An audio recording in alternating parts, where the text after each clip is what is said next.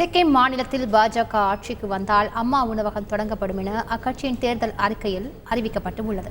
இது குறித்த கூடுதல் தகவல்களை செய்தியாளர் ரமேஷ்குமார் வழங்க கேட்கலாம். ரமேஷ்குமார், வணக்கம் ரமேஷ்குமார். இந்த அறிக்கை தொடர்பான முழு விவரங்கள் என்ன ரமேஷ்குமார்?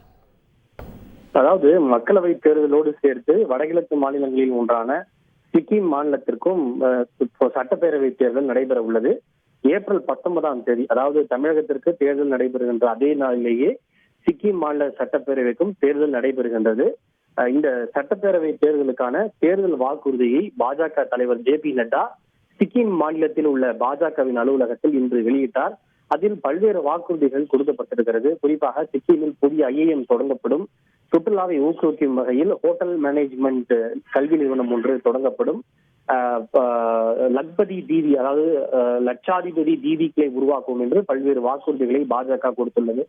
அதில் குறிப்பாக பெண்களுக்கான வாக்குறுதியை பொறுத்தவரை மிக முக்கியமாக பாஜக ஆட்சி அமைத்தால் பெண்களை கொண்டு பெண்களாலேயே நடத்தப்படுகின்ற அம்மா உணவகம் தொடங்கப்படும் என்கிற வாக்குறுதியை மிக பிரதானமாக அவர் பாஜக கொடுத்திருக்கின்றது. இந்த அம்மா உணவகத்தில் 5 ரூபாய்க்கு உணவு, ஒரு தட்டு உணவு என்பது வழங்கப்படும். தாலி என்று சொல்வார்கள். தாலி என்றால் எல்லா விதமான உணவுகளும் அதில் அடங்கியிருக்கும். ஒரு முழு மீல்ஸ் உணவு 5 ரூபாய்க்கு அந்த அம்மா உணவகத்தில் வழங்கப்படும்.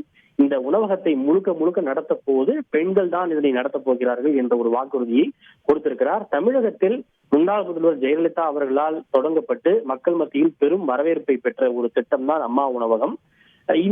இதே போன்ற ஒரு திட்டங்கள் கர்நாடகாவிலும் இருக்கிறது, ஆந்திராவிலும் இருக்கிறது. ஆந்திராவில் மாநில அரசின் சார்பில் அண்ணா உணவகம் என்ற பெயரில் செயல்படுத்தப்படுகிறது.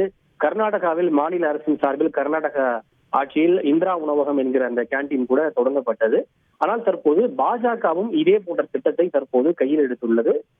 குறிப்பாக அம்மா உணவகம் என்கிற அதே பெயரிலேயே இந்த உணவகம் திறக்கப்படும் என்று பாஜக வாக்குறுதி அளிப்பது மிக முக்கியமாக பார்க்கப்படுகின்றது. முழு விவரங்களுக்கு நன்றி ரமேஷ்குமார். செய்திகளை உடனுக்குடன் தெரிந்து கொள்ள உடனே சப்ஸ்கிரைப் பண்ணுங்க.